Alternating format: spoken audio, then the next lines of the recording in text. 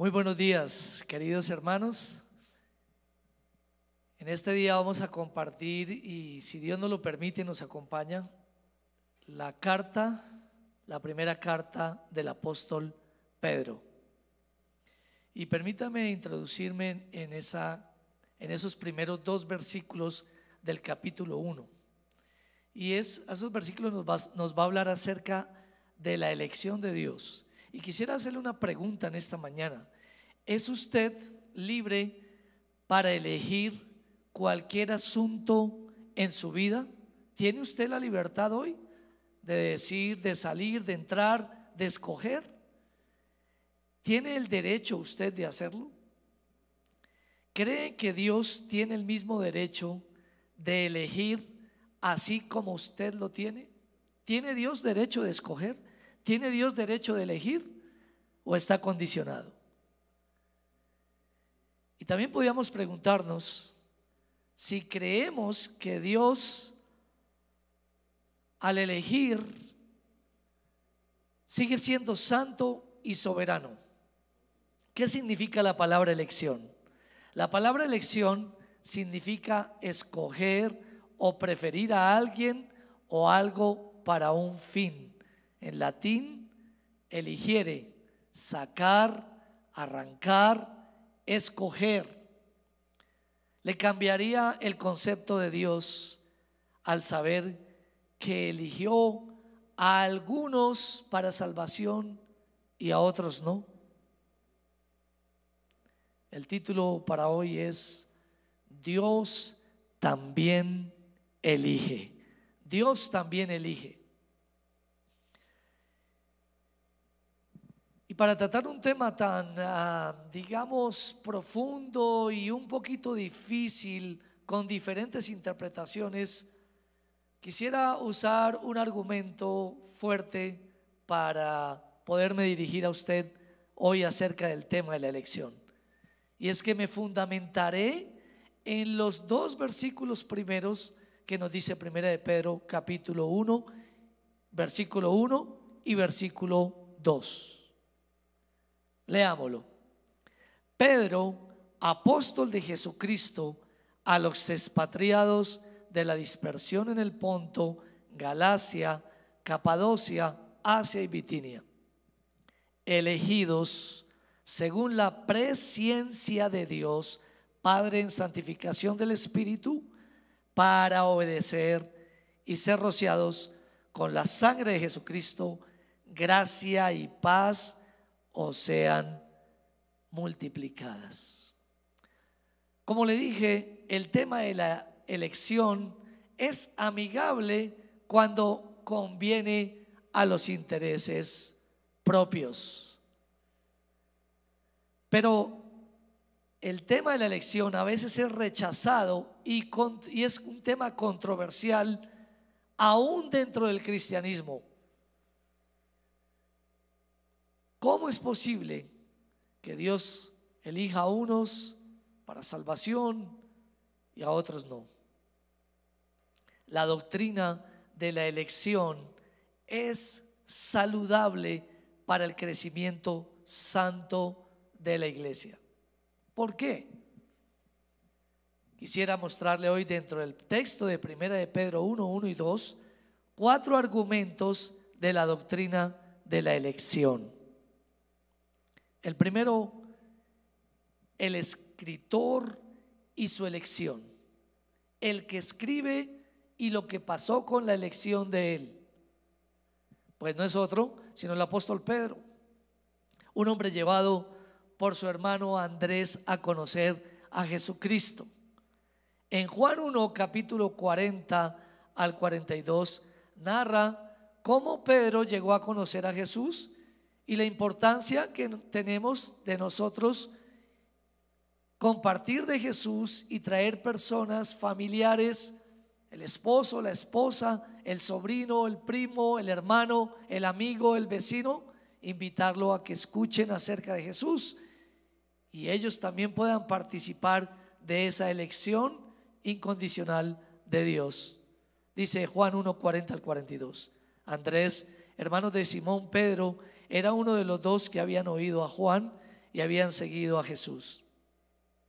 Este halló primero a su hermano Simón y le dijo: hemos hallado el Mesías, que traducido es el Cristo. Y le trajo a Jesús. Y mirándole Jesús dijo: tú eres Simón, hijo de Jonás, tú serás llamado Cefas, que quiere decir Pedro. Tenemos que animarnos a invitar a las personas a que escuchen el mensaje de salvación, así como animó Andrés a Simón Pedro. ¿Quién eran estos hermanos, Andrés y Simón Pedro? Eran hombres pescadores. Se cree que eran hombres prósperos de negocios, porque ellos habían adquirido una casa en la ciudad, y era una casa que tenía espacios suficientes, una casa grande donde podían invitar personas. Jesús había llamado a los dos hermanos a seguirle. Ahora Jesús también, luego de invitarlos a seguirle, les invitaría a servirle. Mateo 4, 18 al 20 dice así: andando Jesús junto al mar de Galilea, vio a dos hermanos, Simón llamado Pedro y Andrés su hermano, que echaban la red en el mar, porque eran pescadores. Y les dijo: venid en pos de mí, y os haré pescadores de hombres. Ellos entonces, dejando al instante las redes, le siguieron.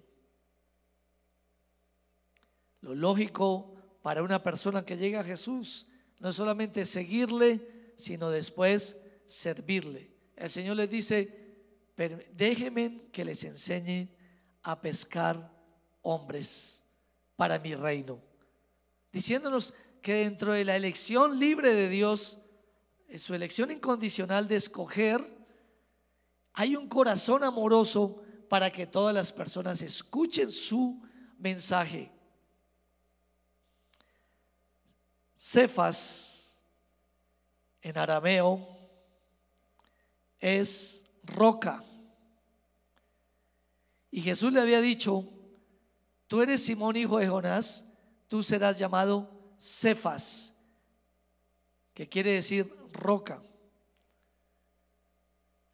El apóstol Pedro es conocido entonces como Simón Pedro, como Pedro, y el Señor le dice: te llamarás ahora Cefas, roca.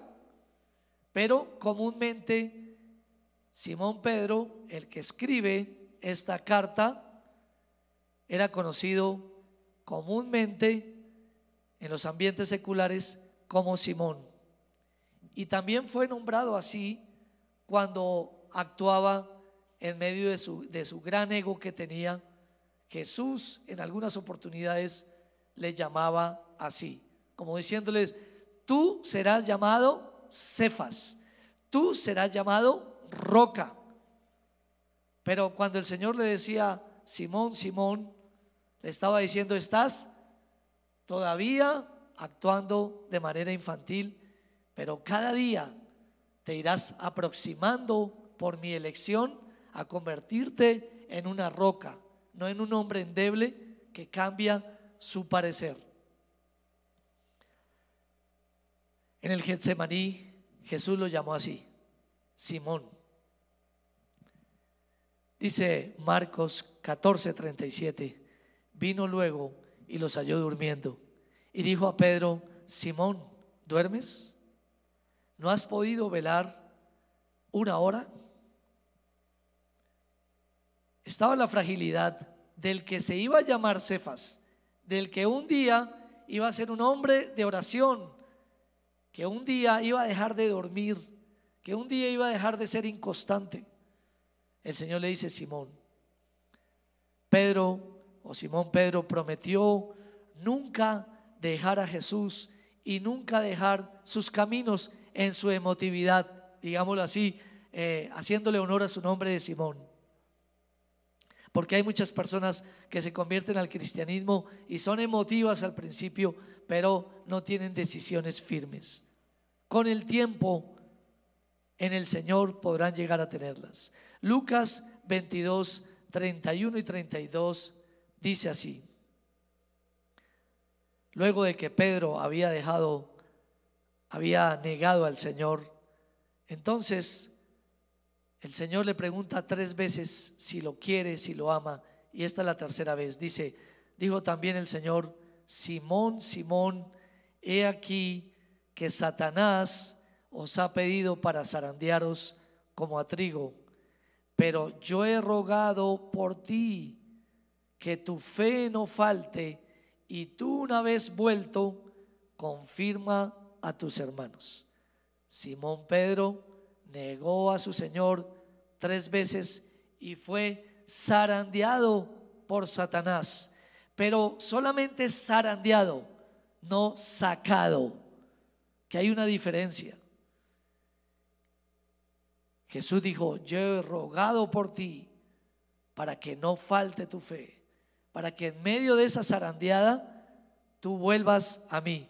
La oración de Jesús por Pedro bastó, porque vino a servirle después, y le decía que Jesús le dijo por 3 veces, después de encontrárselo, después de haber negado al Señor, lo encontró y le dijo que sí lo amaba, y si lo amaba, que le sirviera. Y ese mensaje también es para nosotros hoy. Si usted dice amar a Dios, y si yo digo amar a Dios, debo servirle. Le dijo la tercera vez: Simón, hijo de Jonás, ¿me amas? Pedro se entristeció de que le dijese la tercera vez, estoy leyendo Juan 21, 17, ¿me amas? Y le respondió: Señor, tú lo sabes todo, tú sabes que te amo. Jesús le dijo: apacienta mis ovejas. Una persona que ama a Dios, que ha sido escogida por Él, abandonará su egoísmo y empezará a servir a Dios, a servirle a otros. Y esta es la historia del autor, de este hombre escogido, que luego se volvió roca, como el Señor dice. Ya no ese que iba y venía y negaba, que ni siquiera podía orar, que ni siquiera tenía fuerzas para leer la Biblia. Ahora es un hombre valiente y radical en la obra de Dios, y dispuesto aún a morir por Él.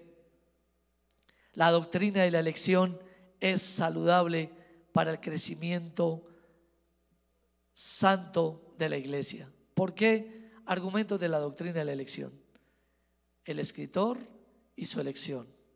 Número 2, el escenario de la elección.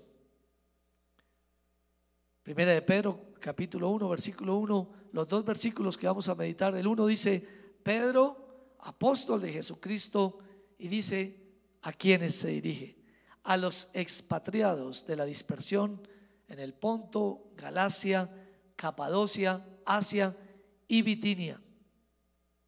Este hombre del común se volvió un apóstol de Jesucristo, y él escribe a los expatriados, a los llamados extranjeros, el título que él les da, a los peregrinos, a los refugiados o residentes temporales en esos lugares anteriormente nombrados: Capadocia, Asia, Bitinia, Ponto, Galacia,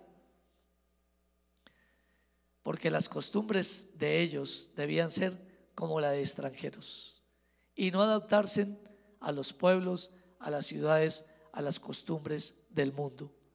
Sus costumbres de vida tendrían que diferir sustancialmente de los que son de este mundo, por eso les llama extranjeros, con el ánimo de que ellos lo recordaran siempre. Primera de Pedro 2, 11 dice: amados, yo os ruego como extranjeros y peregrinos que os abstengáis de los deseos carnales que batallan contra el alma. Colocándola en forma sencilla, el Señor hoy también nos llama extranjeros, peregrinos, diciéndonos que nuestra ciudadanía está en los cielos, que nosotros debemos comportarnos como una persona que tiene a Dios, que tiene el reino de los cielos, y no como una persona del común. Todos los héroes de la fe en el pasado coincidieron con este mismo distintivo. Fueron llamados extranjeros, fueron llamados peregrinos. Y cuando nos habla de todos estos lugares, hoy podía decir el apóstol Pedro: les escribo a los expatriados, a los de la dispersión, los de la diáspora, que están en Bogotá, en Cali, en Barranquilla, o en países, en Colombia, en Bolivia, en Paraguay, pero que tienen una sola ciudadanía, y es la del reino de los cielos. Hebreos 11:13 nos habla de los héroes de la fe en el pasado que coincidieron con este distintivo. Dice así: conforme a la fe murieron todos estos sin haber recibido lo prometido, sino mirándolo de lejos y creyéndolo y saludándolo y confesando que eran extranjeros y peregrinos sobre la tierra. Haga esa confesión usted también. Diga siempre, recuérdese usted a sí mismo que usted es un extranjero y un peregrino, un forastero, un advenedizo en esta tierra, porque usted, por la elección de Dios, pertenece a Él. Así como Él vino a la tierra a vivir, pero dijo: mi reino no es de este mundo, sino mi reino es del Padre, de donde yo vengo, de donde yo provengo, y hacia allá voy. Al venir nosotros y creer en Jesucristo, debemos armarnos del mismo pensamiento, que nuestra ciudadanía está en los cielos. Todos estos eran expatriados, diseminados espiritualmente en el mundo, lejos de su lugar de residencia, el mismo cielo. Ellos anhelaban su patria celestial. Hebreos 11:16.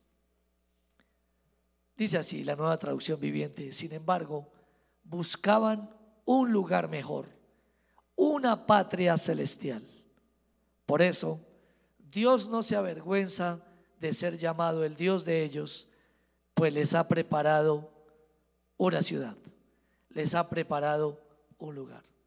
Y lo más difícil para nosotros los creyentes, los cristianos, es tener este pensamiento, saber que nosotros debemos buscar un lugar mejor, la patria celestial, y no vivir solamente pensando en los asuntos de esta vida, como si no tuviéramos a Dios y si no tuviéramos esperanza en este mundo. Jesús dijo en Juan 14:1-3: he ido a preparar el lugar a ustedes. He venido a morir por ustedes y me voy al cielo a prepararles un lugar, porque ustedes y yo somos uno solo. Así como el Padre y yo somos uno, yo he venido y he vuelto al Padre, así ustedes son uno en nosotros y volverán al Padre y tendrán entrada al reino de los cielos, al cielo mismo. La doctrina de la elección es saludable para el crecimiento santo de la iglesia. ¿Por qué? Le decía que le iba a hablar de 4 argumentos de la doctrina de la elección. El primero, el escritor y su elección.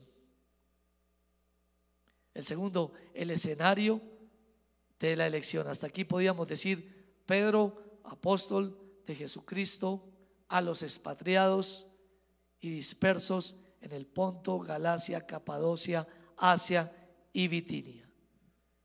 Número 3, lo específico de la elección. Y viene 1 de Pedro 1:2, solamente una partecita: elegidos, elegidos. La palabra elegido es una palabra griega que es eclectos, sacados de entre.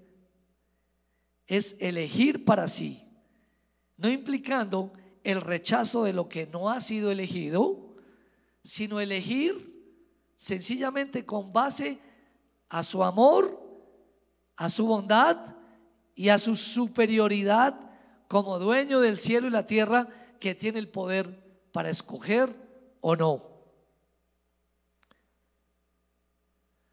Dios escogió a Israel, Dios escogió a la iglesia y Dios escogió entre todas las ciudades, entre todos los pueblos, etnias, todas las naciones de la tierra, escogió personas para llevarlas al reino de Dios.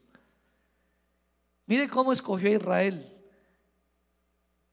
Deuteronomio capítulo 7, versículo 6.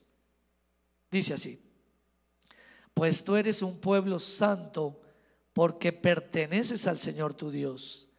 De todos los pueblos de la tierra, el Señor tu Dios te eligió a ti para que seas un tesoro especial. Eso hizo con Israel. Hay gente que no le gusta Israel, hay gente que odia a Israel, hay gente que blasfema contra Israel, pero el Dios de los hebreos, el Dios de toda creación, escogió esa nación. Por eso yo no hablo mal de Israel, yo no maldigo a Israel, porque son los escogidos de Dios. Quizás ellos se comporten, algunos de ellos se pueden comportar bien o mal, pero es un asunto de Dios cómo disciplinarles a ellos. Pero es el pueblo de Dios, y el pueblo de Dios, el Señor dijo: bendeciré a los que te bendijeren y maldeciré a los que te maldijeren. Y hay personas que se están maldiciendo al hablar de la nación de Israel. Le acabo de leer lo que la Biblia dice acerca de Israel, lo que el Señor inspiró. Tú eres un pueblo santo, porque perteneces al Señor tu Dios. De todos los pueblos de la tierra, el Señor tu Dios te eligió a ti para que seas su tesoro especial. Pero también eligió a la iglesia. A la iglesia también Dios escogió. Segunda Tesalonicenses 2:13 dice: pero nosotros debemos dar siempre gracias a Dios respecto a vosotros, hermanos amados por el Señor, de que Dios os haya escogido desde el principio para salvación mediante la santificación por el Espíritu y la fe en la verdad. Nota, desde el principio, que como habla de Jacob y Esaú en otra parte, en Romanos, que sin haber hecho bien o mal, Dios los escogió. ¿Y cuántas personas sin haber hecho bien o mal, Dios los ha traído a la iglesia del Señor? El término iglesia es igual, es el mismo término usado para una asamblea o una congregación. Los escogidos, iglesia, congregación, asamblea, bien la palabra eclesia, eclesia en griego. Jesús enseñó claramente sobre la elección. Él enseñó sobre la elección. Jesús mismo lo dijo, y lo dijo así. Juan 6:44. Ninguno puede venir a mí si el Padre que me envió no lo trajere, y yo le resucitaré en el día postrero.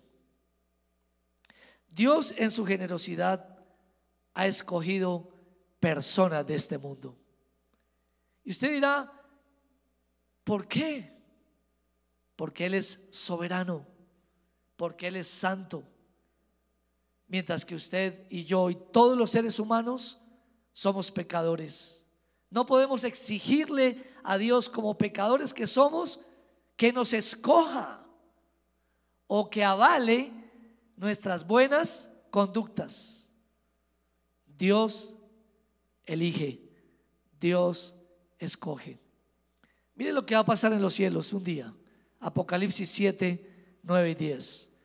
Después de esto miré, y aquí una gran multitud, la cual nadie podía contar, de todas naciones y tribus y pueblos y lenguas, que estaban delante del trono y de la presencia del Cordero, vestidos de ropas blancas y con palmas en las manos, y clamaban a gran voz diciendo: la salvación pertenece a nuestro Dios, que está sentado en el trono, y al Cordero.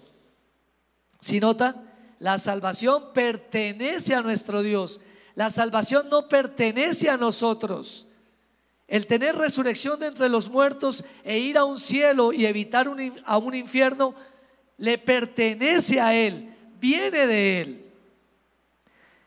En el mismo cielo se originó esto con el Padre. Primera de Pedro capítulo 1, versículo 2. Decía antes elegidos, y en la versión Reina Valera dice elegidos según la presciencia de Dios, antes de todo conocimiento. Presciencia. Y en Primera de Pedro 1:2, la segunda parte B, la Nueva Traducción Viviente dice: Dios Padre los conocía y los eligió desde hace mucho tiempo. ¿Qué significa hace mucho tiempo? Antes de que usted naciera. Entonces, ¿dónde queda la intervención del hombre? Podía usted pensar. ¿Dónde quedan los esfuerzos del hombre? Y tenemos conflictos con la doctrina de la elección por nuestra mente humana, por nuestra mente carnal, porque siempre vivimos bajo estímulo-respuesta, vivimos por las obras de la ley.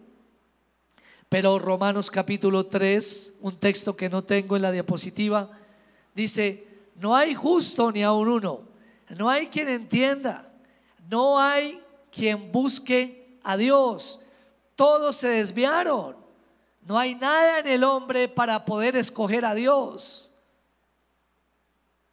El hombre decide sembrar bien o mal para asuntos de esta vida. Hay hombres, para todos son los mandamientos como: el que honra a padre y madre le irá bien. Y pueden haber personas que no tienen a Jesucristo en su corazón y honran más a los padres que a aquellos que tienen a Jesucristo en su corazón.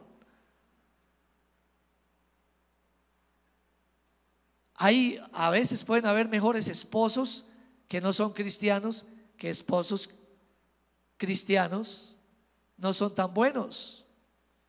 El hombre decide sembrar bien o mal para los asuntos de esta vida, pero para tener eternidad la iniciativa viene de Dios. ¿Por qué? Porque era necesario un pago por el pecado, y el hombre, el ser humano, no podía pagar por su pecado.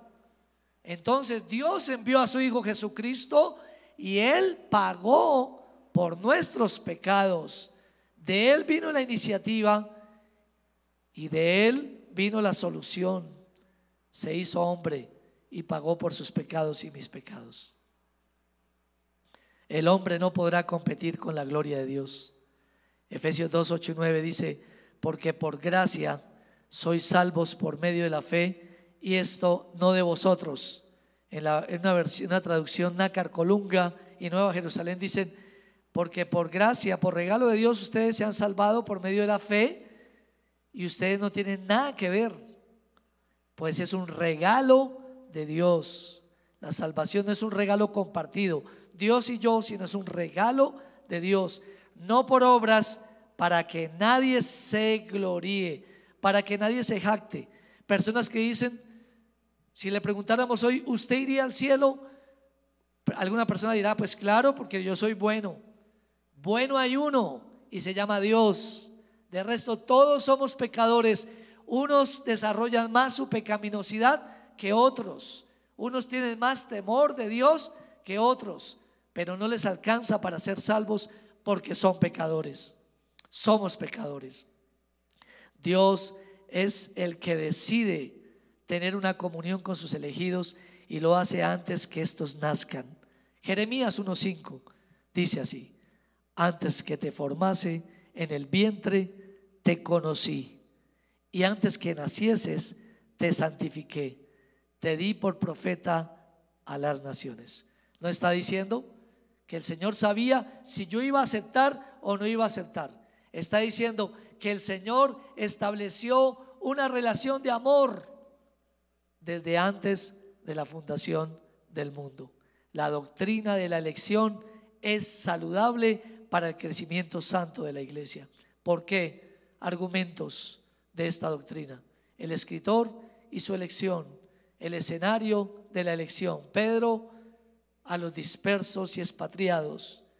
Número 3, lo específico de la elección, elegidos según la presencia de Dios. Y número 4, el efecto de la elección de Dios. Tiene un efecto en la raza que lo acepta, en las personas que responden a él. La elección de Dios se empieza a manifestar en sus hijos. Primera de Pedro 1, la segunda parte dice: elegidos según la presencia de Dios, Padre en santificación del Espíritu. En otras versiones, Dios los conoció y el Espíritu los santifica. El Espíritu Santo viene a la vida de los creyentes.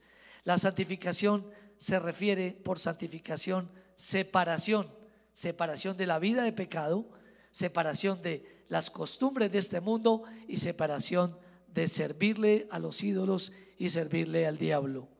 Consagración también, santidad a Dios por el Espíritu. ¿Qué quiere decir esto? Sencillamente que Dios nos aparta del pecado y nos lleva al arrepentimiento. Vienen cambios progresivos, pero vienen. Tito 3:5 dice: Él nos salvó no por las acciones justas que nosotros habíamos hecho, sino por su misericordia.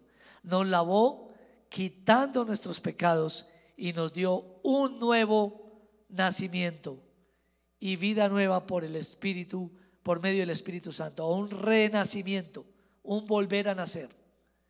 ¿Qué sucede cuando el Espíritu Santo viene a nosotros? Empezamos a obedecer. Primera de Pedro 1:2 dice: elegidos según la presencia de Dios, Padre en santificación del Espíritu, para obedecer. Para obedecer. Obedecer a Jesucristo es comprobar que somos elegidos o salvos. Empezamos a obedecer a la fe o a la palabra de Dios, o como dijo John F. MacArthur, que la salvación es como una moneda: por un lado la salvación y por otro lado la obediencia. No se pueden separar. Por eso Romanos 1:5, el apóstol Pablo dijo: y por quien recibimos la gracia y el apostolado para la obediencia a la fe en todas las naciones, por amor de su nombre. También significa dejar atrás todas las idolatrías y convertirnos. Una palabra a la cual la gente se burla. Se convirtió, efectivamente, una conversión. Primera de Tesalonicenses 1:9 dice: porque ellos mismos cuentan de nosotros la manera en que nos recibisteis. Y aquí viene: y cómo os convertisteis de los ídolos a Dios, para servir al Dios vivo y verdadero. ¿Por medio de quién? Del Espíritu Santo que viene a vivir en nuestras vidas. Para obedecer necesitamos la sangre de Jesucristo. Por cuanto nuestra obediencia no es completa o no es perfecta, sino progresiva. El Espíritu Santo nos va limpiando a través de todos los años de nuestra vida. Necesitamos el recurso de la sangre de Jesucristo para limpiarnos cada día y seguir hacia nuestra consagración. Primera de Pedro 1:2, voy a recordar el texto, el verso 2: elegidos según la presencia de Dios, Padre en santificación del Espíritu, para obedecer y ser rociados con la sangre de Jesucristo. ¿Qué es eso de ser rociados con la sangre de Jesucristo? En la antigüedad, Moisés ofrecía holocaustos y becerros como ofrendas de paz. Mandaba a los jóvenes a que fueran por los becerros y ofrecieran este sacrificio. La sangre derramada de estos becerros, la mitad de la sangre se colocaban en tazones o en tazas, y la otra mitad de la sangre se esparcía sobre el altar de Dios. Luego Moisés, de hacer ese sacrificio, leía la ley y una vez terminaba, el pueblo se comprometía en obedecer a Dios. Luego Moisés salpicaba con la sangre de los tazones. La sangre derramada era la demostración que era un pacto entre dos partes, un compromiso. Cuando recibimos a Jesucristo, confiamos en el sacrificio expiatorio suyo por nosotros y al mismo tiempo nos comprometemos a seguirle. Entonces, ¿qué significa aceptar a Cristo? Es aceptarle como el pago por nuestros pecados, pero consagrarnos a Él en obediencia. Y quisiera ir terminando. Cuando tomamos la Santa Cena, estamos ratificando ese pacto o testificando ese pacto en nuestra vida. Para la gente, la Eucaristía o la Santa Cena no equivale a nada. Y hay cristianos que duran tiempo sin tomar la cena. Es extremadamente peligroso hacerlo. El pan representa la palabra de Dios, el pan que descendió del cielo, Jesús, y la copa, su preciosa sangre derramada. Primera de Corintios 11:26 dice: así pues, todas las veces que comieres este pan y bebieres esta copa, la muerte del Señor anunciáis hasta que Él venga. Debo comer el pan y debo beber la copa. Debo tomar la cena del Señor si he recibido a Jesucristo. Lo horroroso es que muchas personas toman la Eucaristía sin conocer a Cristo. Están comiendo juicio y bebiendo juicio para ellos. ¿Cuántas personas están tomando la Eucaristía y la Santa Cena sin discernir el cuerpo y la sangre del Señor? ¿Cuánto juicio, cuánta maldición? Para que podamos participar de la cena o la Eucaristía, debemos habernos primero entregado a Cristo, haber rendido nuestras vidas.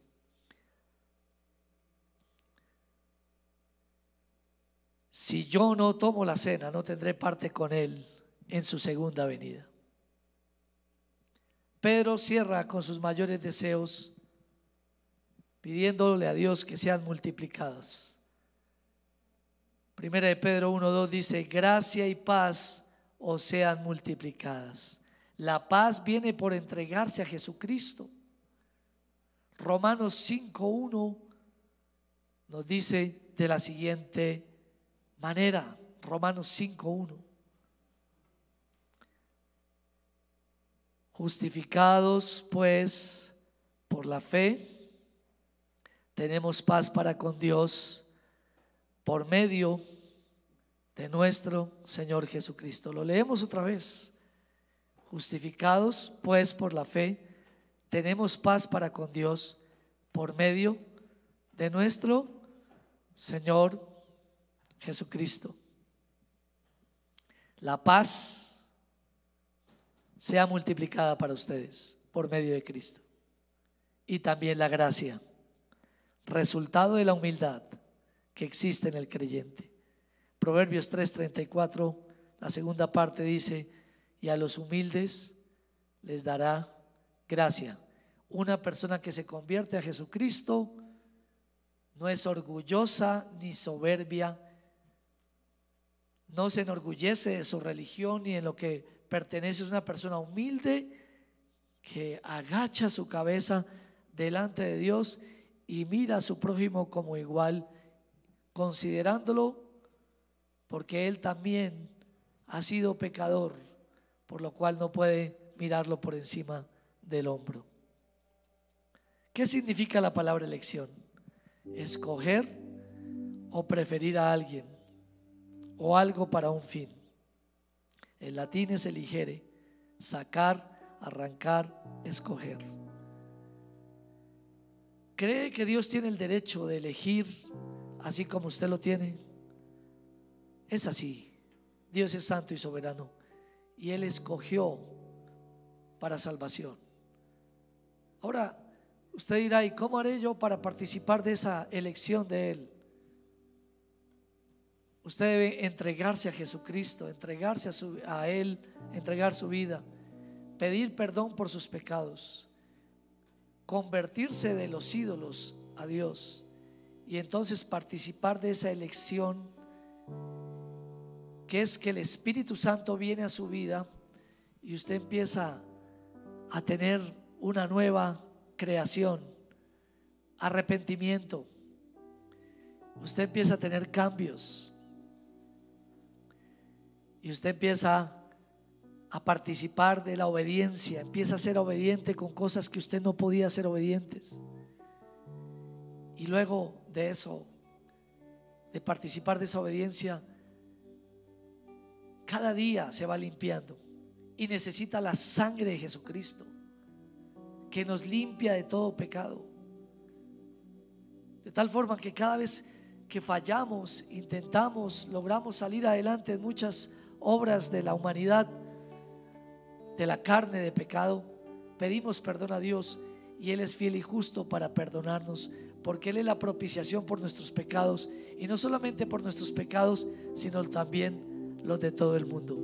Pero aquí no cabe la jactancia para nadie de pensar que por sus buenas obras usted podrá llegar a Dios, porque Dios, sin que usted haya hecho algo bueno o malo, lo pudo haber elegido, lo pudo haber escogido. Y la oportunidad para que eso sea una realidad en usted es que se humille delante de Dios hoy y haga la siguiente oración.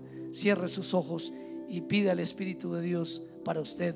Cierre sus ojos donde está y dígale: Señor Jesús, tú eres la provisión del Padre para mi vida. Hay un pacto, y tú viniste, Señor, tú originaste el pacto en los cielos, siendo santo,